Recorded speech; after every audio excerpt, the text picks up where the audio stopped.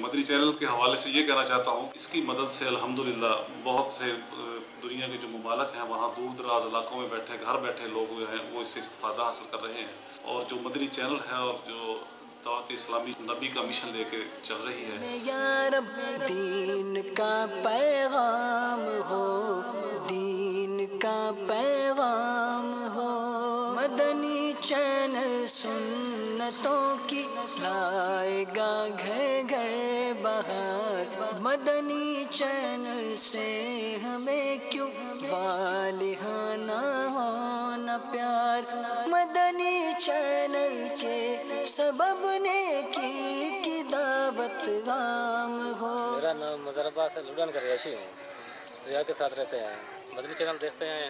میرا نام عبد الوحید ہے اور میں اسی بستی کا رہنے والا ہوں، اور ہم دیکھیں گے مدنی چینل، اور پوری بستی والوں کو بھی جو ہے کہیں گے جو ہے مدنی چینل دیکھیں۔ ایڈ اسلام ہے بستی سندھیوں والی، ہم ادھر کے رہائشی ہیں۔ پہلے تو ہمیں کوئی انٹرسٹ نہیں تھی، ہم نے کبھی ایسا نہیں ٹی وی میں غور نہیں کیا تھا۔ اب انشاءاللہ مدنی اسٹیشن بھی دیکھیں گے، اور ہمارے بھائی ہمیں کوئی بات بتا رہے ہیں، انشاءاللہ اس پہ غور کریں گے۔ محمد ارشد نام ہے میرا جی، ہیڈ اسلام کا رہائشی ہوں، ادھر دریا کے ساتھ ہماری بستی ہے، اور انشاءاللہ رمضان شریف میں دیکھیں گے اور اوروں کو بھی دکھائیں گے اور بتائیں گے بھی صحیح، اور گھر والوں کو بھی انشاءاللہ مدنی چینل دکھائیں گے۔ السلام علیکم، میرا نام مدثر حسین ہے، میں بورے والا کا رہائشی ہوں۔ انشاءاللہ رمضان میں ہم سب کو دعوت دیں گے کہ وہ مدنی چینل دیکھا کریں۔